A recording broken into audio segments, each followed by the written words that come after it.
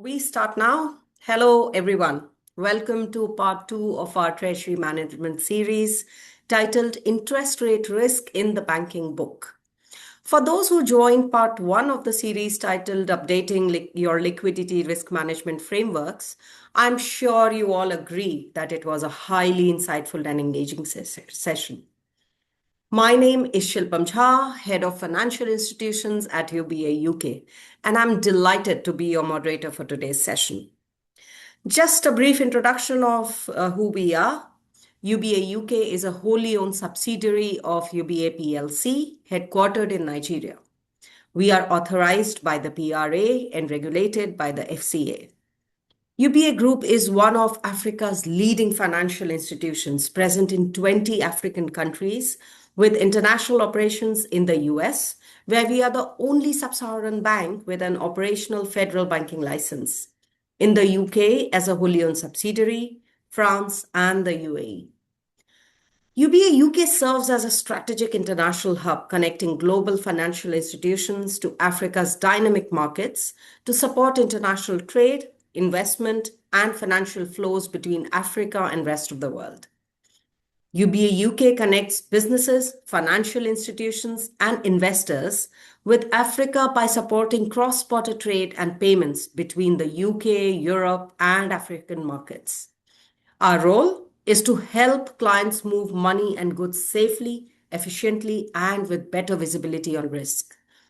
Our target audience are financial institutions, corporates, central banks, sovereign, and multilateral development organizations, who we offer a wide range of solutions for trade finance like LC confirmation, discounting, refinancing, trade loan, bank guarantees, and treasury solutions like money market placement at competitive rates, FX trading, and 13 African currencies with fixed income brokerage for our customers. So, in today's session focuses on how banks should identify, measure, and manage interest rate risk in the banking book, drawing on the Basel Committee's BCBS 368 standards and the EBA guidelines, the lessons from 2023 bank failures, where IRRBB and unrealized losses played a central role, the distinction between earnings risk and economic value risk, and how ALCOs can monitor and govern IRRBB and risk spread risk through good practices risk dashboards. Before we begin, a few quick housekeeping notes. Please use the Q&A function to send in your questions throughout the session, and we will take as many as we can at the end. We will also run a small number of live polls during the webinar to hear your views on some of the issues being discussed. And the exciting news, as part of the series, a select number of participants will be recognized for their contribution with copies of Professor Moorad Choudhry's book. With this, I'm pleased to be joined by Professor Moorad Choudhry, a widely recognized authority on treasury, liquidity risk, asset liability management, and bank balance sheet management. His work spans banking practice, policies, and teachings, and today he will share both lessons from recent market events and practical considerations for boards, ALCOs, and treasury teams. Professor Choudhry is also an author, and some of us, I'm sure, have come across his best-selling books. With that, thank you again for joining us. So, Professor Choudhry, over to you. Thank you very much, Shilpa. That's very kind. Thank you for the introduction. Thank you for the very kind words. That's far too kind, but thank you nonetheless. Yes, absolutely. You summarized very nicely what we're going to be talking about today. So why don't we proceed on that? And as you mentioned, we will have some poll questions to keep people engaged, which you will be cutting into to introduce, which is great. That would make sure I don't forget them. And then at the end, of course, there will be time for further Q&A amongst from the participants and indeed yourself. So before I proceed, let me share the screen so I can bring up my slides. There we go. And you can see my PowerPoint slides there, hopefully, which I will now put. Yes, now we can. Thank you. Okay, perfect. And now into presentation. So off we go. So interest rate risk in the banking book. And on the agenda for today is just that, how best we should go about implementing. It's actually Basel 3. In the UK, we call it 3.1. Some media commentators call it Basel 4. The correct term is Basel 3 final form. So whichever term you're happy with, feel free to use. We're going to run through the highlights of implementing that and the challenges. Challenge is the wrong word.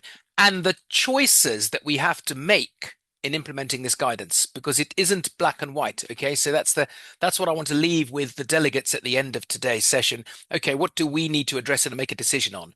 Okay, and the main discussion and decision is around managing your earnings risk and your present value risk. Okay, and then I'll have a look at the end on how the governance framework of that. We will have a few words on CSRBB, but to be honest, you'd probably need a whole separate webinar, probably need a whole separate conference to address how we should implement CSRBB. I'm just going to put some thought points out for the delegates to consider. Okay, so we're on webinar 2. Let us proceed. Now, first of all, before we get into the meat and drink of it, we should be aware that banks have been using a kind of modified duration to measure their interest rate risk for some time. Okay, back in the day when I was a UK government bond gilts market maker, we used a simple measure of modified duration called dollar value '01. They're not sure why it's called dollar value. It was a sterling balance sheet, or a better term for it would be present value of a balance sheet. Sorry, look, I'm already giving away my old age. Present value of a basis point. In other words, how much does the present value of the portfolio change for a 1 basis point change in the yield curve? Okay, now a distant cousin, much extended along, from that is indeed one of these measures in the Basel paper, EVE, and we're going to talk about that a bit later. And as we just heard from Shilpam's introduction, the BCBS 368 paper is not new. It was published 10 years ago. So I'm wondering why after 10 years, or indeed anything between 10 and 40 years, we still have to have, we're still not sure about exactly how we do this. I wonder why. First of all, have a look at this quick 90-second, or no, it's not even 90 seconds, 1-minute video, which I understand can be heard by yourselves. Here we go. In fact, things I want to talk about in my next list item, the third list item, is how we don't necessarily need more guidance if we just carried on doing what we were supposed to have been doing. We'll still be okay. IRRBB, why is that still a priority? Why can't we just bed that down and make it pretty orthodox and normal? To me, it's reasonably straightforward. To me, Professor Choudhry, I don't think I can hear it well, and it's also going a little fast forward. Oh, that's odd. Okay, we'll stop that then. We'll come out of that and we'll leave that video. Right, you can still see my screen, can you? So let's go to, there we go. Can you see my screen? Okay, that video, because I tested that video and I thought it sounded okay. Yeah, okay, we'll leave that. It is on a fast forward, but I can see the screen now. Okay, so we'll leave that video. What was the point of that video? The point of that video was simply asking why we still are debating this. I still don't get it. To me, it's reasonably straightforward. But I already have a suggested answer. I think we're still debating it because the guidance leaves so much open to individual selection and of course decision making at the bank's own level. Okay, hold on a second. I need to come out of that Q&A. How do I? There we go. Right. So that's why I think we're still debating it. Okay. Banks have always had to manage their interest rate risk. Okay. What I was saying in that video was I personally don't understand why we can't just get on with it. To me, it's reasonably straightforward. As the video was saying, it's not exactly an intellectual challenge. The arithmetic behind it is just that. It's arithmetic. It's a data analytics challenge, but everything in bank balance sheet management is data analytics challenge. Your intraday liquidity risk, your Pillar 2 liquidity risk, your credit risk. We all have to crunch our numbers to make sure we get accurate balance sheet exposure reporting in front of us. Okay, so everything in bank ALM, asset liability management, is a data analytics challenge.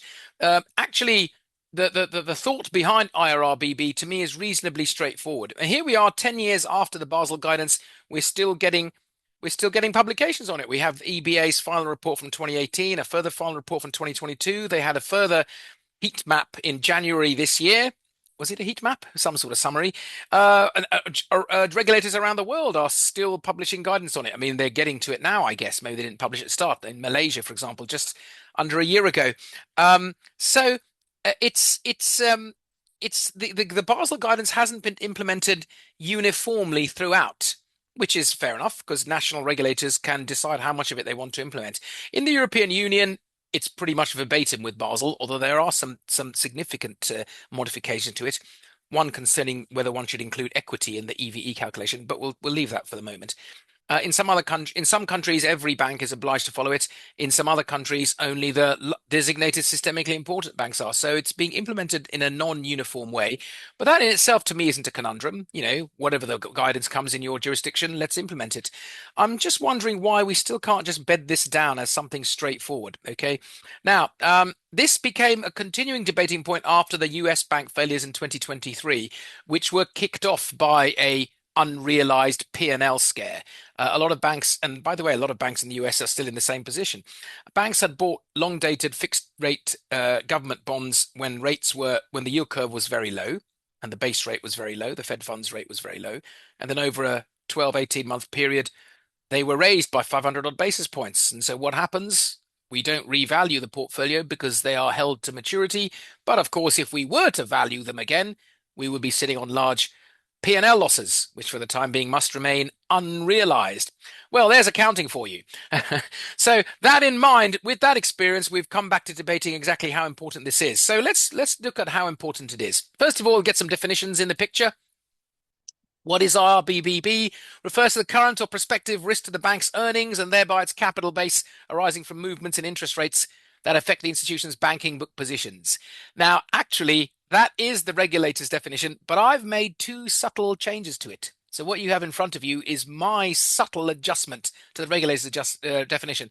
First of all, they define it as current or prospective risk to the bank's capital and earnings. What have I done? I've swapped them round. Earnings and capital. Now you might think, what's the difference? A and B, B and A. But actually, you'll understand why I've made that change by the time I get to the end, and I suggest how we might go about prioritizing one over the other. Okay. And also I've deleted the word adverse. That word appears in the Basel definition ahead of the word movements. But actually I'm interested in my sensitivity of interest rate risk. Irrespective of the adverse nature of the movement, I just want to see what the sensitivity is to any changes in rates, whether the rates go up by 10 basis points, 100 basis points, or 450 basis points. I'm interested in that. It's just basic standard balance sheet management practice. So I've deleted the word in my personal lexicon of banking risk terms. I have deleted the word adverse because I'm interested in the sensitivity of the balance sheet to all moves in market rates. Okay, so with the definitions in order, let's first the first definition in order, IRRBB. The second definition is the banking book. What is the banking book? Well, it's easy if you don't have a trading book. If the bank doesn't operate a trading book, then the whole balance sheet is the banking book because the regulation defines trading book as everything that is, banking book as everything that is not in the trading book. So we only need to really think exactly what is the banking book if we have a trading book, because everything that is not trading book is banking book. So that's reasonably straightforward. Further quote from Paul Newson's book on IRRBB, he has this little chart in it that has a little grey area. I'm not sure why it's grey because everything in the grey column is still banking book. There is an issue that arises when one transacts in derivative contracts, interest rate swaps, cross-currency swaps, futures. When one transacts in derivative contracts for the specific purpose of hedging banking book rate risk, so structural balance sheet hedging requirement, then of course those derivative items, like all derivative items, are marked to market daily. They have to be marked to market on a daily basis. That would introduce P&L volatility to the bank's month-end P&L. So to avoid that, banks apply a what I call a arcane and black box, in fact, almost a dark art in finance, hedge accounting process, which magics away the P&L volatility. But rest assured, never fear. Don't worry, there is no hedge accounting in this lecture. We need a whole separate webinar or a whole separate day to address hedge accounting. But just be aware that that is a banking book item, derivatives used to hedge the banking book. It doesn't make it a trading book just because I use derivatives to hedge banking book risk. But of course, I will have to manage and handle or be able to deal with the P&L volatility that comes from having daily mark-to-market products on the balance sheet. Okay, with the definitions all sorted, we can proceed. First of all, the regulatory framework. What is a regulatory framework? The original paper was Basel 368, as Shilpam just introduced. Of course, Basel doesn't publish regulation. We shouldn't, it's a common mistake. It simply publishes guidance. But generally speaking, regulators around the world like to implement Basel guidance. Otherwise, they don't want others to think their banking market isn't regulated to the same standards. So what happens is, in practice, to a greater or lesser extent, Basel guidance becomes regulation because the national jurisdiction authorities implement the guidance in their rule of law. Okay, so what is IRRBB? It is a Pillar 2A item. Pillar 3 pillar, but from Basel II in 2004, Basel II introduced 3 pillars. They kept the Basel 1 concept of 8% of risk-weighted assets, and they called that Pillar 1. They decided that if any risks were on the balance sheet that weren't addressed by Pillar 1 capital, you have to assign additional capital, which they called Pillar 2A. And of course, they could also define additional capital. Let's call that Pillar 2B. Interestingly enough, one of the Pillar 2B buffers, capital conservation buffer, is universal in every country that follows Basel III, and everyone has to adhere to it. So I always think the minimum capital isn't the 8% Pillar 1, it's actually 8% plus the 2.5% capital conservation buffer, which makes the minimum for everyone around the world 10.5% of your risk-weighted assets as your capital minimum. But this is not a Basel III seminar, so we'll just leave it at that.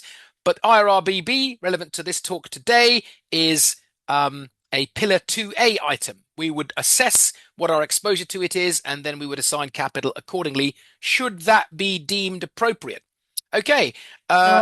Sorry, Professor Not at Choudhry. all. Yes, can we have a quick poll Of course, yes. now? Yeah, The first poll. Put up the the first poll first poll. question. Okay.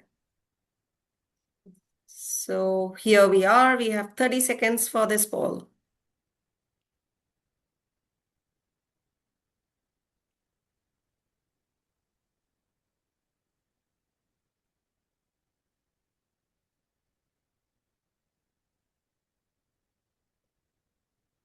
Seems like there is a clear winner. The answer, we have it right now in front of us, but let's wait for the final one.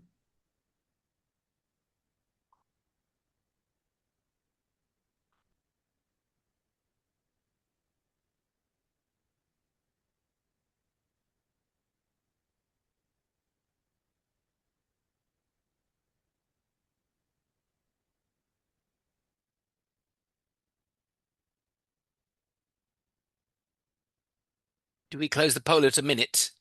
At 1 Yes, minute? we are Okay. we are trying. I earlier thought 30 seconds, but we see a lot of Oh, people are uh, doing it, so I'll give it a minute. And now we have we've well, that's a nice spread. There's a clear majority that we're required to yes, clear comply. majority. That doesn't surprise me. But of course, I'm also unsurprised that the other options are not unknown. Some banks are not formally required, but they've adopted the approach internally, which is great to see. In fact, that's a bit of a there's an expression in England. There's an English expression: "Don't look a gift horse in the mouth." What does that mean? I mean, literally, Mhm. it means nothing. What it means is, that's not a downside. If you aren't formally required, what that means is you have some leeway to manage it how you think best. And often that's not a bad thing. In fact, often it's a good thing. So that's good to see as well. Only the holding company or a subset apply it. Okay, that's interesting. That's an interesting one. It's managed informally without a defined framework. We have some banks in that space as well. So there you go. A nice spread. That's great to see. Okay, so thank you for that. We'll have some more polls to come. I'm in the meantime going to move on with the presentation. So IRRBB, so we've got the definitions, we're happy. We've seen that some banks are obliged to follow a framework. We've seen that some banks aren't but do, and we've seen that some banks aren't but have an informal approach. Great, fantastic. So why should we care? Well, we should. Why should we care? We should care because it's a balance sheet risk exposure in the same way that other balance sheet risk exposures are, whether it's credit risk, liquidity risk, funding risk, or operational risk. It's a risk type, but we should ask ourselves, is it one that would be an existential risk for us? If we got it wrong, could we fail? Could we fall over? And I've always thought no, because it shouldn't be that significant a risk. And some people say, yes, but look what happened in 2023. But if you look at that, it was really point number 3 there to do with Silicon Valley Bank. An IRRBB induced liquidity run, and their funding structure was so concentrated and so not fit for purpose, given the long dated nature of their lending, that I would conclude that the IRRBB exposure was the catalyst that exposed their funding structure weakness, thereby the liquidity run undid them. Okay, but that's a debate that will go on and on. But we should certainly care about it because it will, in the same way that we care about every type of balance sheet risk exposure. Okay, right, great. So on to the next slide then. What are the main types? The one that most banks will have, if not all banks have exposure to, is what I'm calling gap risk or mismatch risk. This arises because loans and deposits have mismatched interest rate repricing tenors. Okay, and what do I mean by that? And by the way, it's exacerbated if you do fixed rate product. If you have any of your loan product that is at a fixed rate of interest, when the funding that's the funding used to fund that loan is floating rate or variable rate, you have what I'm calling gap risk. Okay, so there's a mismatch between the interest rate repricing tenors of your lending and your deposits. Now basis risk is an extension of that. It's what I call second order interest rate risk. Let's say gap risk is first order rate risk. Basis risk arises when you may well have, and in fact, it's when you do have both sides of the balance sheet as floating or variable, but they have different interest rate bases, BASES. For example, the loan might be linked to the central bank base rate, the loan rate to the customer, whereas the deposit rate to the deposit customer may well be linked to, say, an RFR, an IBOR rate. Okay, so that's basis risk. And then we have this CSRBB. That chart is actually a bit odd because it says types of interest rate risk. And what's a type of interest rate risk?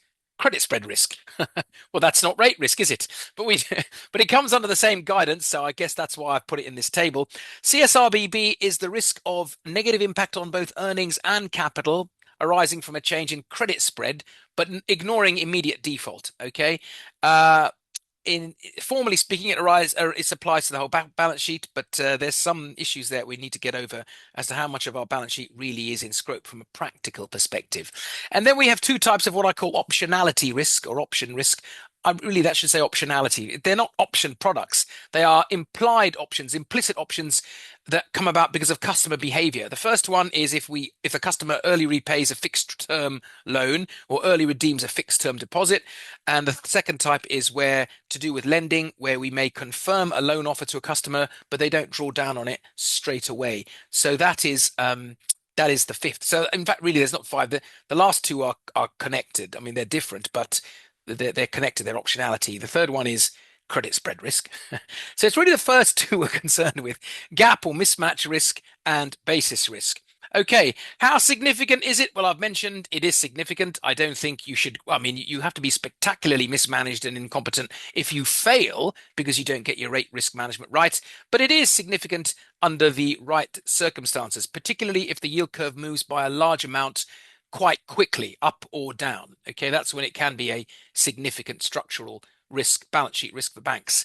But even in a stable environment, there is still risk. That's why I removed the word adverse from my personal definition, because I'm not just interested in adverse moves. I'm concerned about adverse moves, but I'm not interested only in them. Look at this period between, it's a long time ago, but it serves to illustrate the point. During 2013 in the UK, there was no change in the central bank base rate. It was static. But over a 4-month period, the 2-year swap rate moved by quite a fair bit. Okay, just over a 4-month period, just in a stable rates environment, the change in the 2-year swap rate was not insignificant. Okay, so that's why we care not just about adverse rate scenarios. That's the stress test scenario. We also care about what I call the BAU, business as usual rate scenario.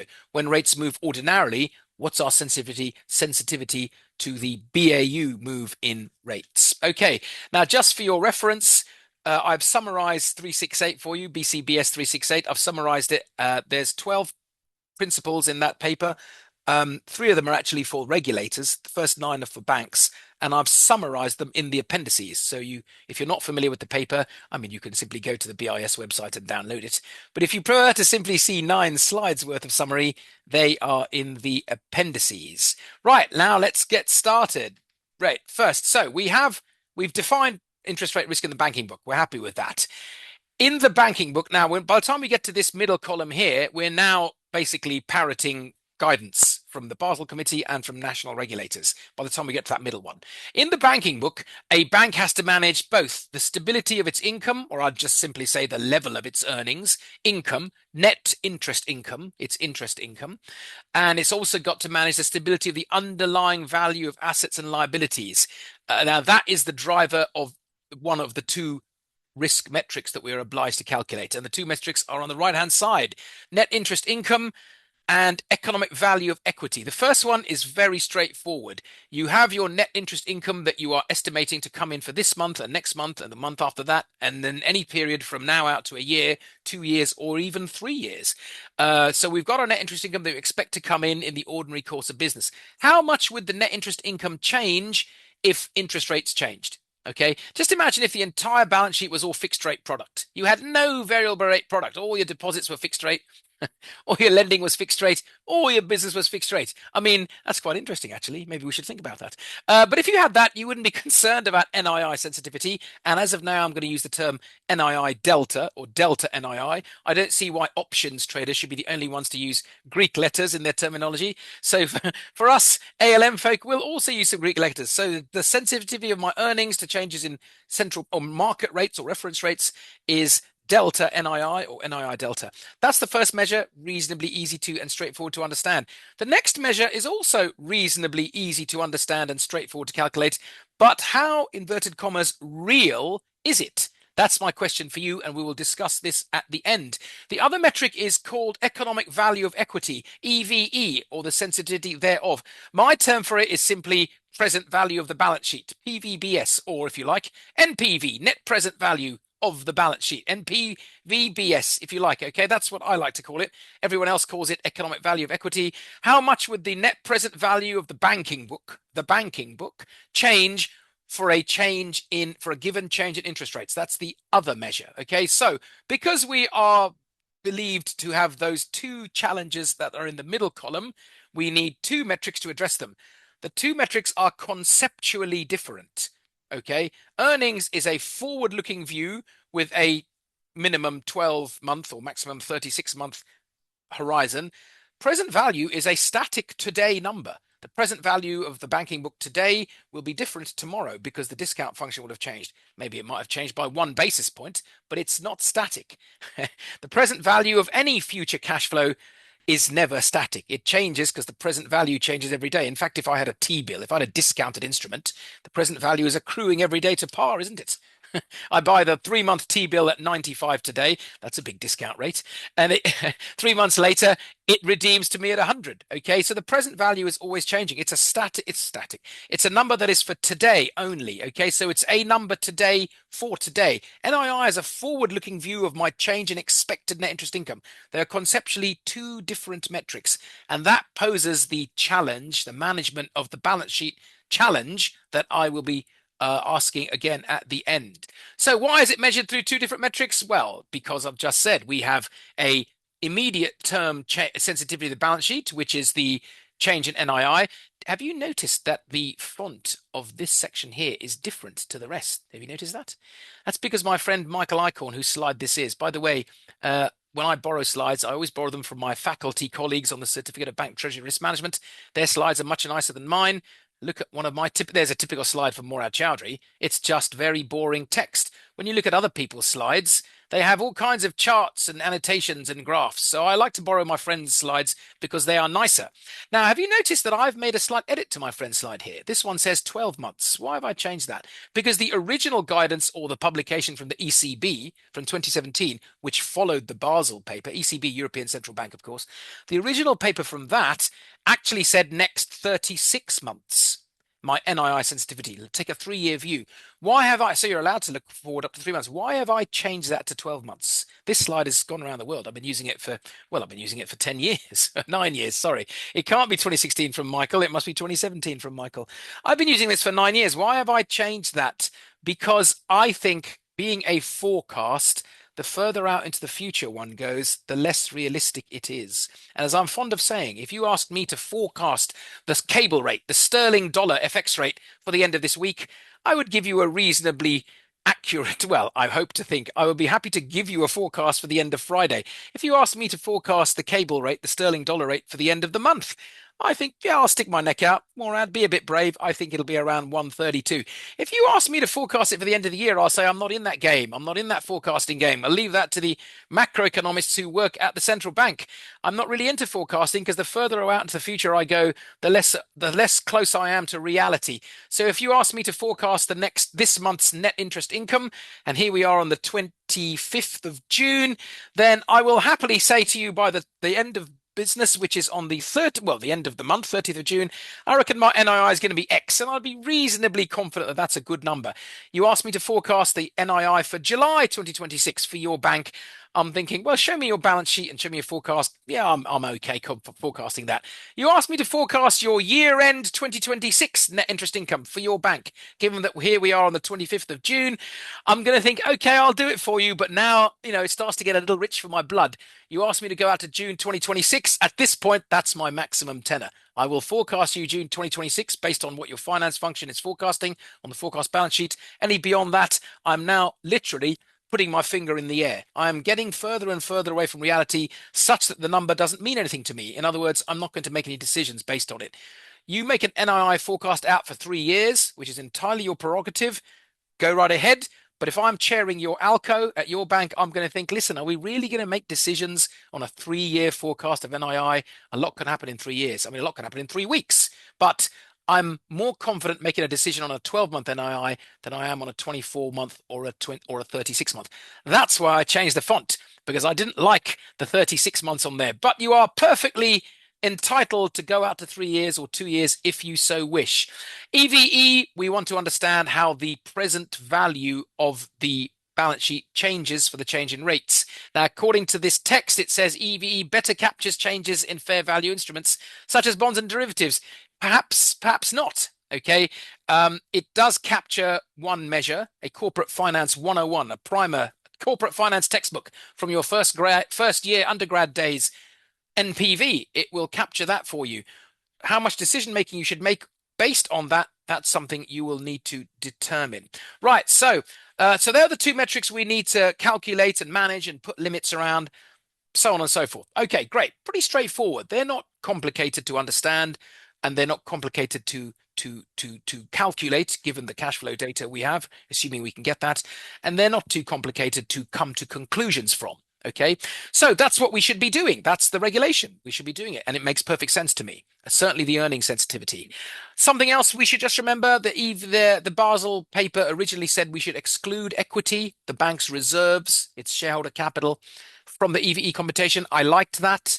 The EBA gave banks the choice to include capital.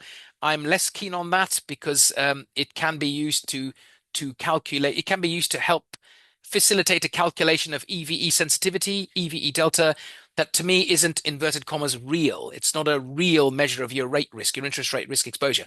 But again, that's for you to determine. Okay.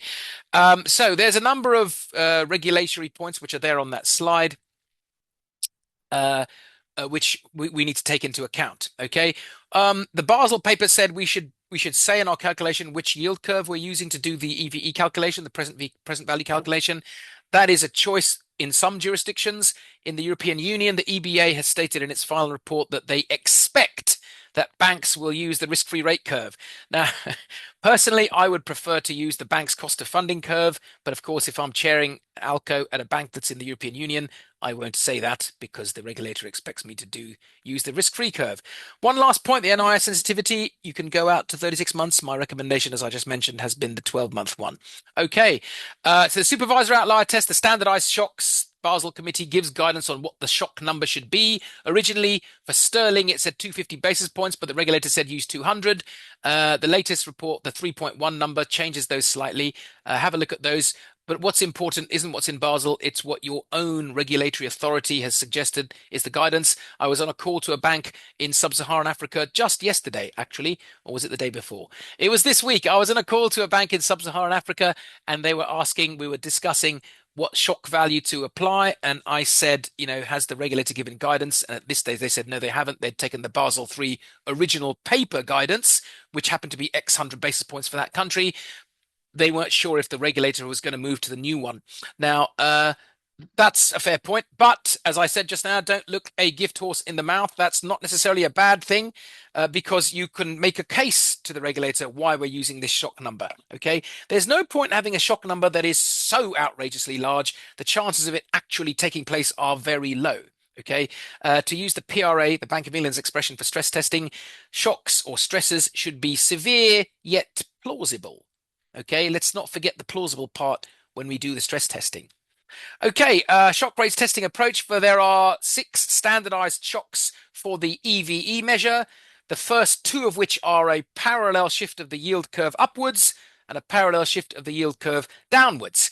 Now, those 2 ones are also the NII delta sensitivity measures. Okay, so for EVE, we have 6 standardized shocks. You can always do more if you wish. And in fact, I've got a few slides that show you a pivotal shift that I would recommend to banks. I'll come to that in a minute. You've got your 6 standardized shocks, and you've the first 2 of which are a parallel shift in the yield curve, and those first 2 are also the ones applicable as standardized shocks to the delta NII measure.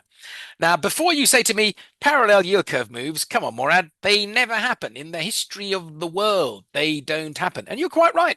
Never in the history of financial markets, no matter how far back you'd like to go, has a yield curve moved in a parallel shift. But it does make the calculation easier. So we do the parallel shift calculation. But we make some adjustments. We use other metrics with an adjustment to get a bit more idea of what the actual EVE sensitivity is for a more realistic yield curve move. And I'll show you an example, a textbook example, in a second. Okay, NII and EVE, that's slide 20. I think we have already covered, so that's fine. Well, how does the NII work? So while you are busy reading that slide, I will just talk you through it. Well, actually, you can read that slide at your leisure. I assume you will be receiving the slides while I talk you through. No, it's better on this one. Off we go. So first of all, we have our balance sheet today. We have all our loan product. We have all our deposit product. The loan product will be paying either a fixed rate of interest on the notional balance on a monthly, quarterly, semi-annual, annual basis. And the floating rate product will be paying me, or I will be paying, a fixed or a floating rate of interest. So I'll be paying out. So I will bucket the receivables by month of receipt over the next 12 months. So June 2026 all the way out to, well, May it would be, wouldn't it? End of May 2027, I will bucket my interest receivables. Now, the fixed rate product, very easy to determine what goes in the bucket. It's a fixed rate. The floating rate product, I've got a rate today, but of course it's floating rate. Where's the rate going to be next month and for the month after that, for the next 11 months? I'll need to make some assumptions, okay? I'll make some assumptions as where I think the floating rate will go for floating rate product, okay? And I will have a balance sheet forecast that I will use to determine what my NII is for the next 12 months. So that is my baseline NII, and I suppose you could put it in the first 12 months in a chart that looks something like that, okay? Now, that's my baseline NII. I will then apply the shock. I will then shift the yield curve in parallel fashion up by X hundred basis points, and the X hundred is relevant to the currency that we are considering. So today, if it was sterling, I would say it's 200, 250. The PRA has given banks in the UK some leeway on that. Up until now, I was always recommending we use 200 basis points, but under Basel 3.1, it goes up. So should we make it 250? We can decide. So you will apply the shock, the parallel shift up, and of course, you will need to make some assumptions as to how that feeds through to floating rate product. Loan product is usually formally linked to the floating reference rate. So if the yield curve goes up if the base rate goes up 200 basis points, I will assume my loan product, floating rate loan product, goes up 200 basis points straight away. Deposit products, it's not always that straightforward. I may choose not to change the rate unless there's an official linkage. If the deposit product is actually linked to the reference rate or the IBOR or SOFR or SONIA, then it will of course change. If it's the bank's own administered or customer rate, then the bank will decide how much of the move to pass on and when they want to move it. Okay, may not be straight away. So you'll make some assumptions around that. You'll recalculate the NII. You will subtract the second calculation from the first calculation, from the baseline NII. That will give you your delta. Okay, that is your sensitivity to the shock change. Pretty straightforward, easy to understand. I'm happy. Okay, now you might show that change through a time series path like this. If you look at this, this is stylized. It's not a real bank here. Here I've worked out the baseline NII and what the change is if there is a shock change in rates. That's the blue one here. And if there's a shock drop in rates, that's the yellow one, or the yellow one here. Okay. Now, what are the other two? I might have some other calculation. Maybe the BAU change. The business as usual up is here. The business as usual down is here. So I can see that the NII changes every month because of the change in rates. And of course, if I sum all of those together, I'll have one number. Now, having shown you this slide, I will show you the other output example. I prefer one number, but some people might like to see the time series. So with my delta NII number to hand, I can make some decisions. So what if we thought, I tell you what, let's make it really easy. Let's make it really straightforward. What if it's now Q4 2021 and bank base rate around the world has been pretty low and the yield curve pretty flat for the last 7, 8, 10 years. I mean, in the Eurozone, it was negative, wasn't it? Where do I think rates are going to go? Now, that's a pretty easy question to answer because we knew the next rate move was going to be up. So if the next rate move up showed this ochre, orange or blue time series, I'd think, or projection, it's not time, it's a forecast, I'd think, great, I'm good to go because rates are going up and I'm just going to make more money.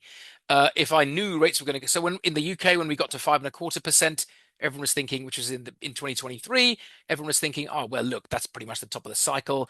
The central bank had kind of implied that. So where do we think the next rate move is? Well, look, let's face it, it's likely going to be down, right?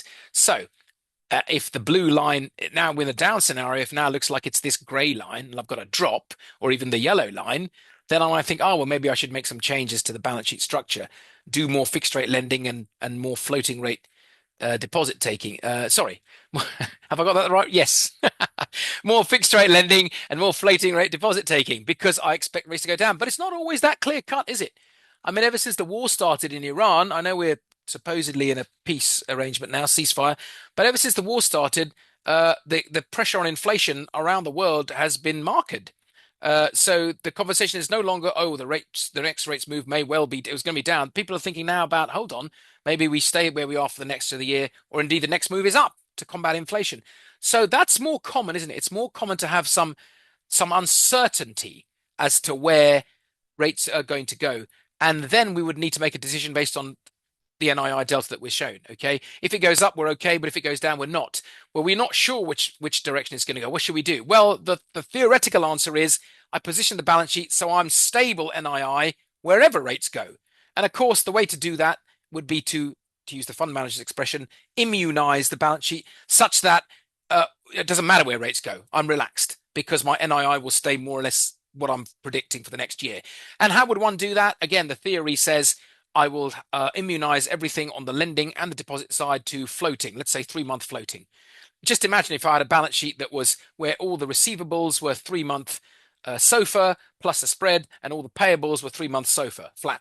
Great, happy days. You would, I mean, that's a balance sheet that an 11-year-old could probably manage. That's no problem at all, isn't it? So these are the conversations to have with that data. Right, so now let's go to EVE. EVE is a different calculation altogether. I said it's conceptually different. It's the net present value of the balance sheet.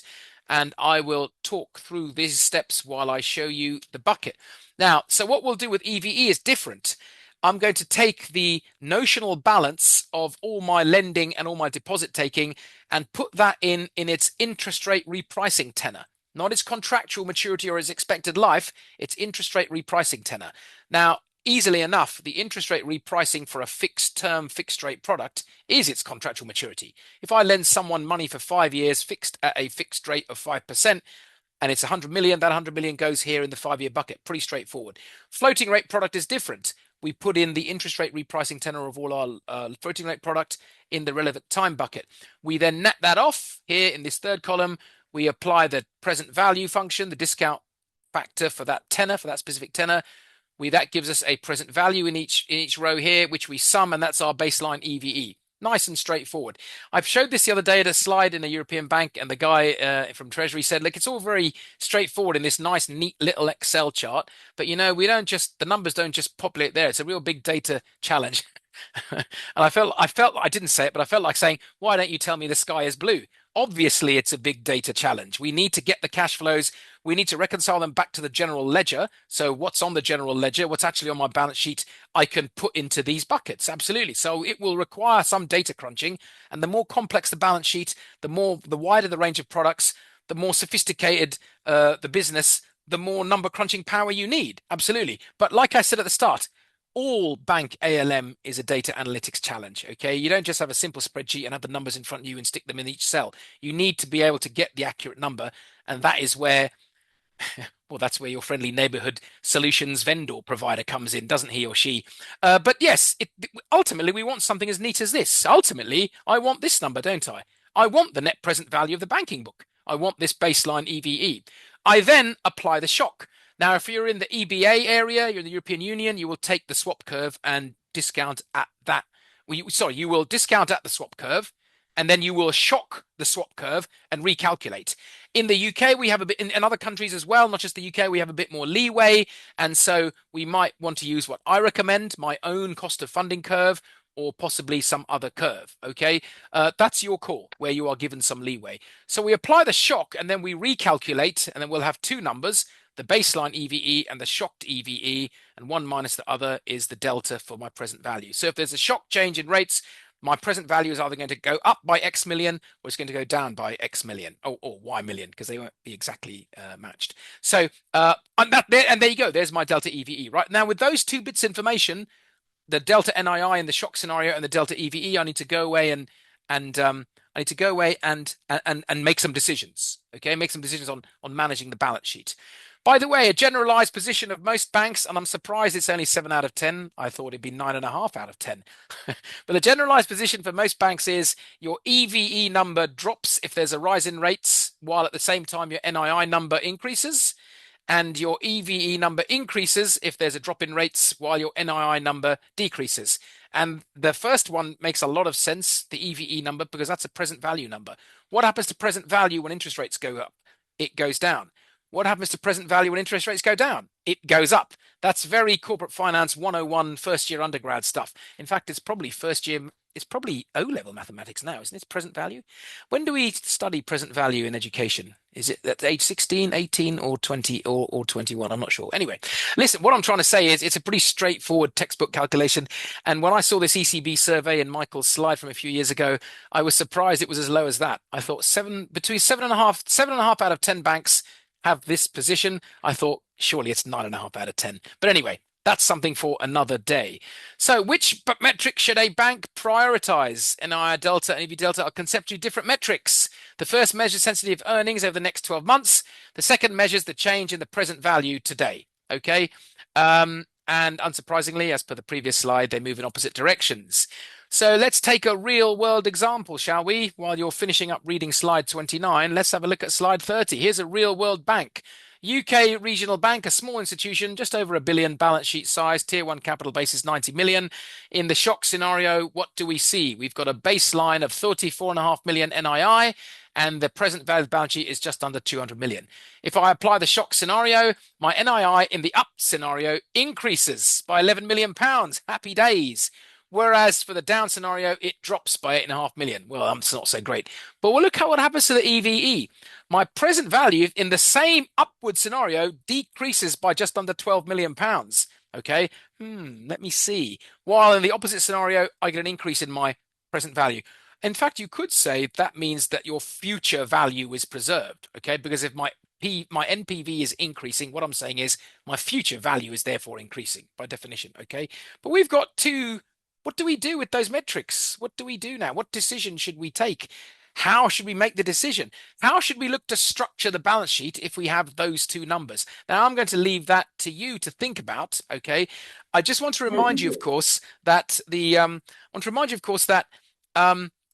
one other thing as well to bear in mind. This 12 million number here, right? Now, I didn't give you the Basel hard stop Pillar 2A capital driver. But if it's 15%, delta EVE is 15% of your tier one capital base, you've got a conversation to have about capital allocation. 12 million out of 90 million is getting a little bit close. In fact, from my observation, once that sensitivity gets to 10%, you're having a conversation with the regulator.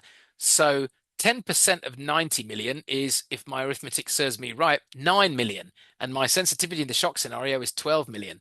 So that's something to think about. But at the same time, while my present value is dropping by 12 million pounds, I'm going to make another 11 million quid over the next 12 months. What's there not to like? So with that in mind, I think it's a poll question, is it, Shilpa? Yes, Let's and get the this poll up. question will fit very well here. So let's come up with a poll question. Here we are. And I'm really excited to see the answer for this.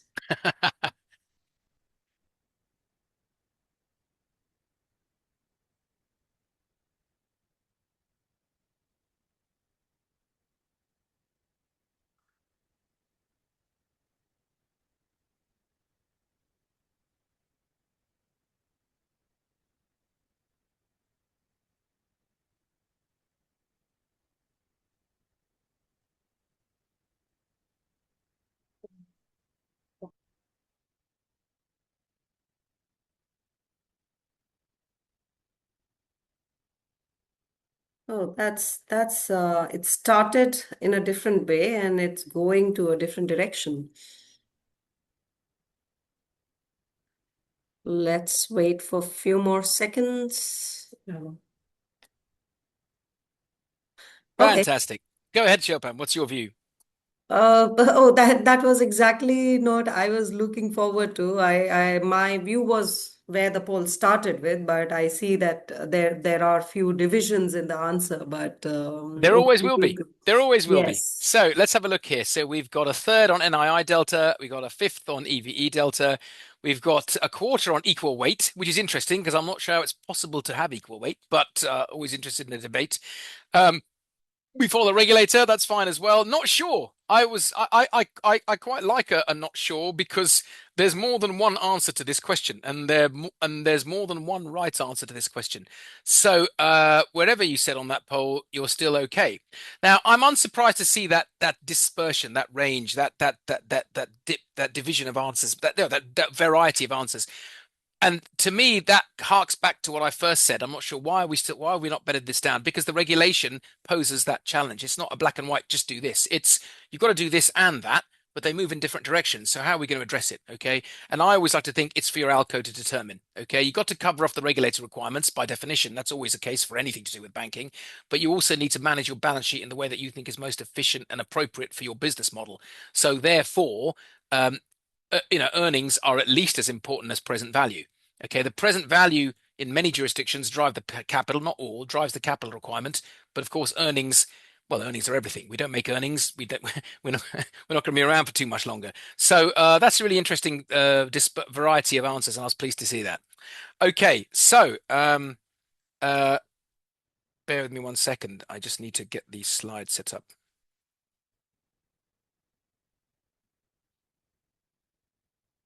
Okay, right. So let's close that down. Let's move on then. Thank you for that, everybody. You have hit the nail on the head. Which metric? Now, the reason it's often a conundrum is because we don't know. We don't know. Where the next rate move will go with the certainty that we had in 2021 or in 2023. Okay. Now, for me, that's actually not a bad position to be in because I prefer an ALCO at a bank to not have to not feel it should take a view and position the balance sheet. This is banking. It's not trading. It's a banking book. Okay. Let's leave the speculation and the prop trading and all that to the trading book. Let's leave to the taking a view and making relative value, blah, blah, blah. Let's leave that to the trading book if you have one.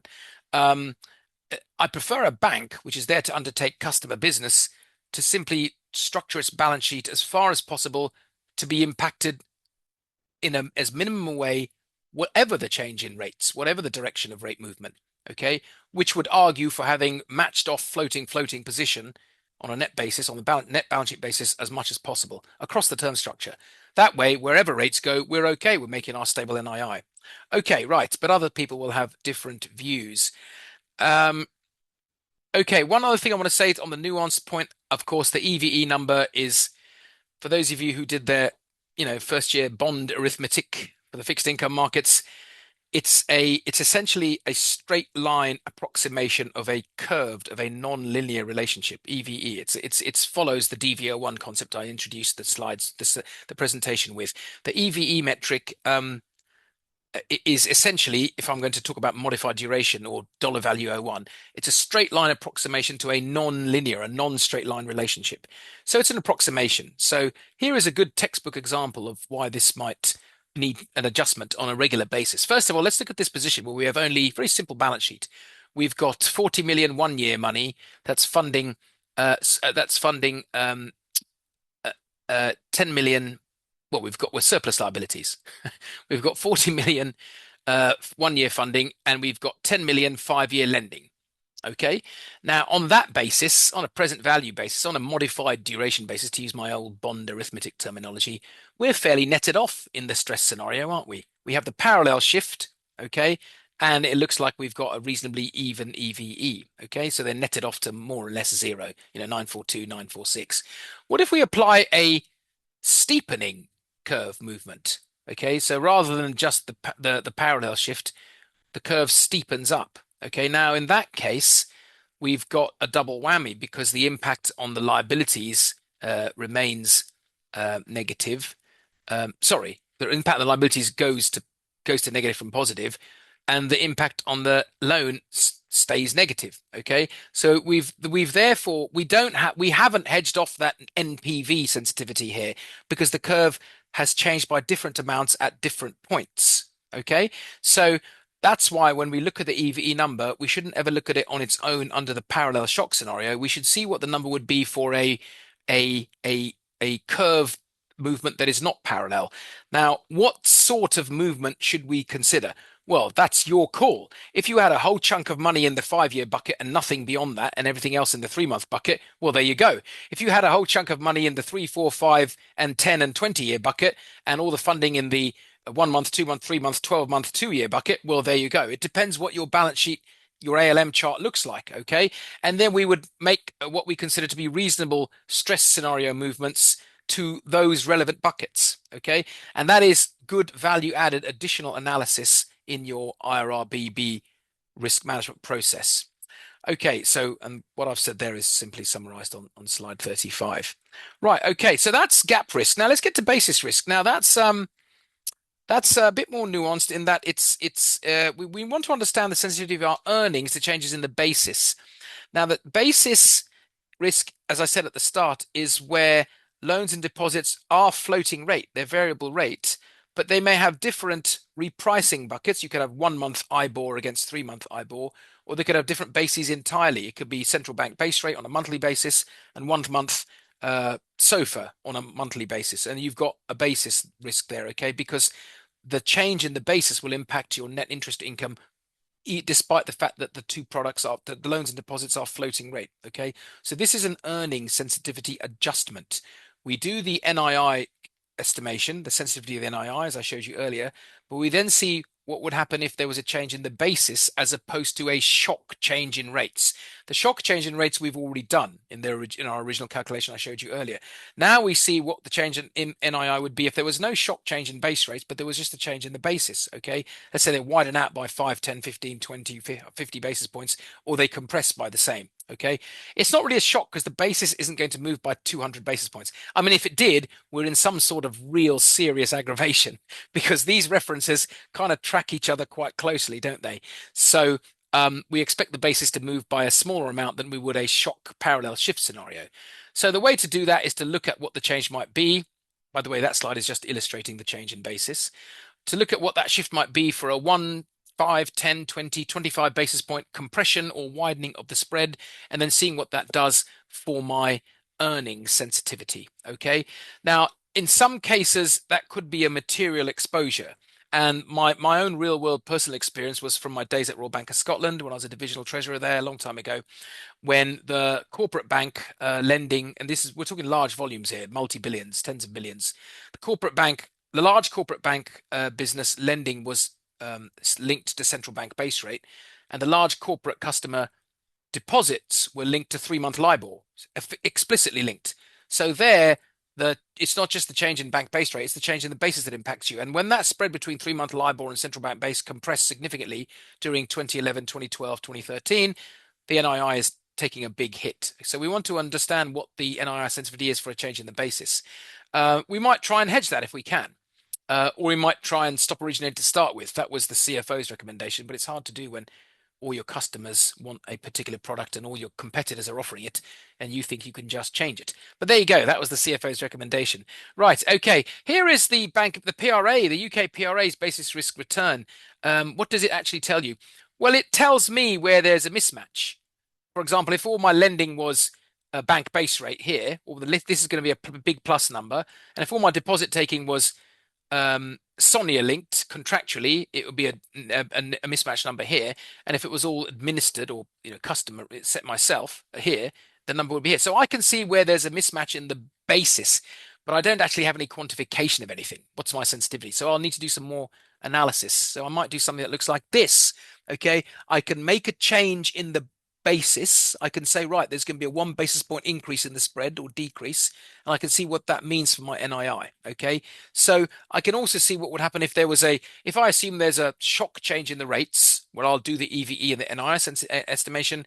What should that mean for the basis? Sometimes it might widen out because the central bank base rate, if there was a shock up move, that's going to frighten the markets a bit. So you might think that the other reference rate, which normally tracks it very closely, would widen out, but perhaps not. Let's see. So you'll need to make some assumptions on that and do the estimation, and then that will tell you what your basis sensitivity is. Okay. If possible, you can try and hedge it with a basis swap. It is possible to do that in developed currency markets, in sterling, for example. And then you're going to say to me, hold on a minute, you just told me that you had this problem at RBS. Why didn't you just do the basis swap hedge? But that's because the depth in that market isn't as deep. The depth isn't as deep. The depth isn't as great as the conventional swap market. You can write tickets for that sort of size, but you're not going to be able to hedge 30, 35 billion of basis risk with basis swaps in sterling in short order. The market doesn't have the same depth as the conventional swap market. So that's why we weren't able to do it. But if, for example, your exposure was 500 million and your market does have basis swaps available, then of course that's the orthodox hedge. Right, we'll get to orthodox hedging in a second.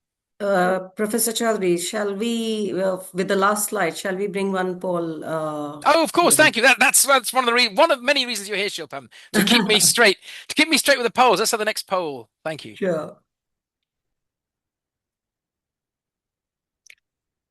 Actually, this isn't a poll. This is a kind of multiple choice question. Aha. Right, have a think about that, everybody. This isn't so much what does your bank do? This is what do you think? And I see we're not rushing to answer here.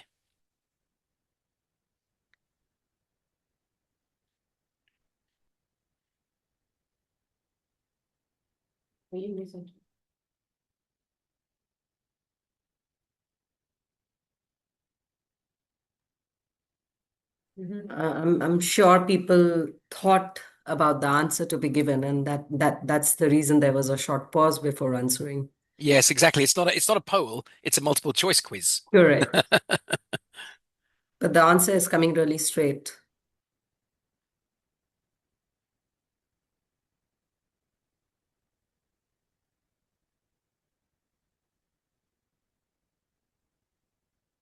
Okay. We are there. Oh, the poll has ended. Yeah, Great, Mr. Moore. fantastic, excellent. So I'm afraid I'm sorry to say that it's the second one, the SOFR against Fed funds. It's a bit of a red herring because there's one about increasing by less or more, but the Treasury yield isn't an explicit reference rate, unlike SOFR or Fed funds. So the 20% answer is the correct one. And remember, with all competitions, the judge's decision is final. Thanks very much, everybody, for taking part. Right. Okay. It's the differential between Fed funds and SOFR. That's the two bases there. Okay, great. Thanks very much. So let's move on then. Now, that slide is there for your reference. I wanted to talk about where we don't have a contractual tenor. That it brings a lot of conversation about. One can attend whole 3-day conferences on behavioralizing non-maturing deposits. So what we're interested in is having an estimation of behavioral tenor of a product, loan or deposit product, an expected life number to balance alongside the contractual tenor. Okay, non-interest bearing accounts, for example. I mean, what is their actual tenor? I mean, they have an instant access maturity, so they would go in your 1-day bucket.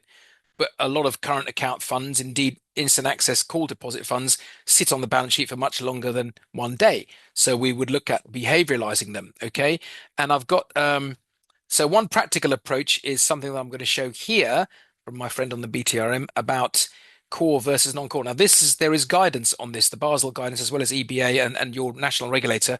Not every regulator has published guidance on this, but you'll be unsurprised to know that the big ones have. And the Basel approach says you've got deposits from customers, which you need to split into stable and non-stable. And then the stable ones, you will need to look at what is core versus non-core. And the core balance is what is you can give a behavioral tenor to, 1, 2, 3, 4, 5, 6, 7 years. I think in the UK, the longest I saw approved by the regulator was a 7-year behavioral tenor for NMDs.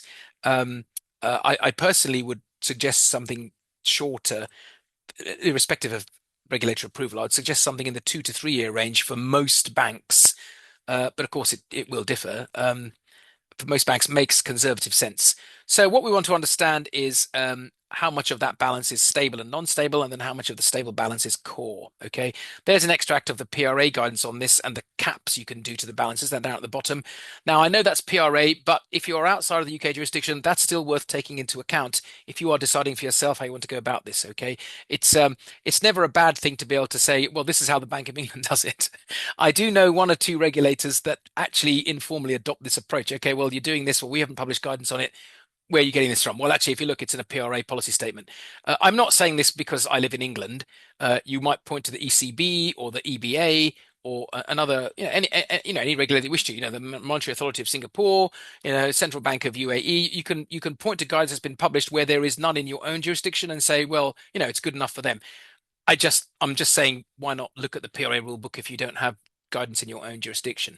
So what we want to understand in this case study is a rate sensitive versus the rate insensitive split. Okay, and if you look here, what this particular bank did was to look at the total NMD balance, and by observing the balance performance over the last 2 years or 3 years, they've decided that of the total NMDs, 50%. Sorry, there's a core and a non-core. In fact, what that really should say is the labeling I would have. If you look here, it says core and non-core. The labeling I would have would be stable here, if you can see my mouse pointer, and non-stable. So all the non-stable goes in your overnight bucket. The stable you split into core, which is rate insensitive, and non-core, which is rate sensitive.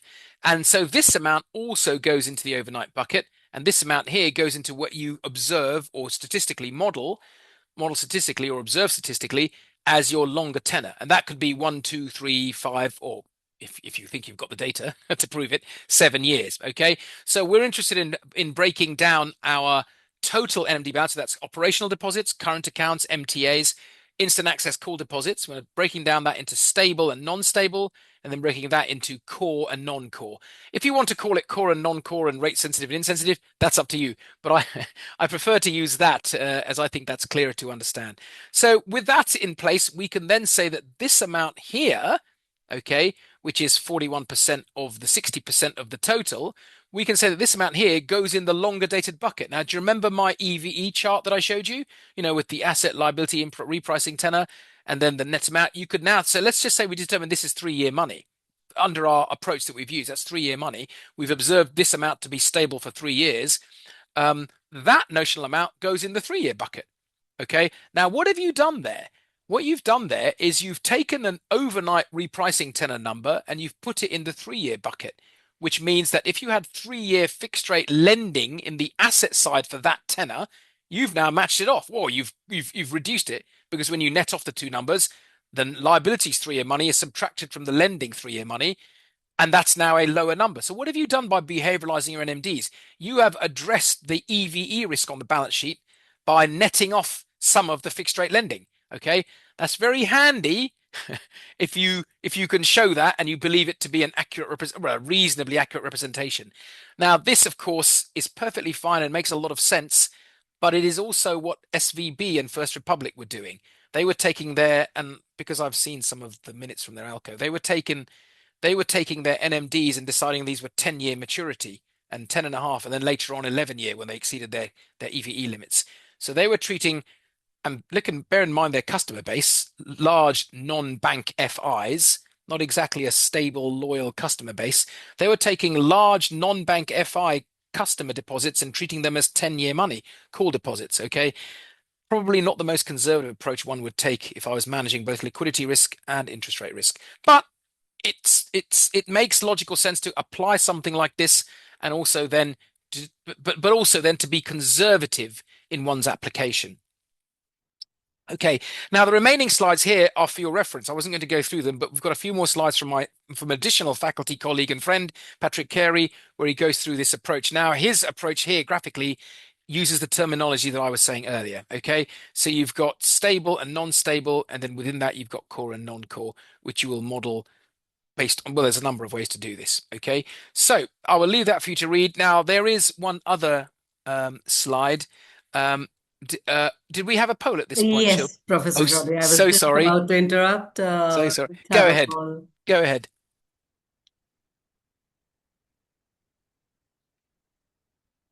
Oh, we're back to the polls, so you should be much happier answering this, everybody.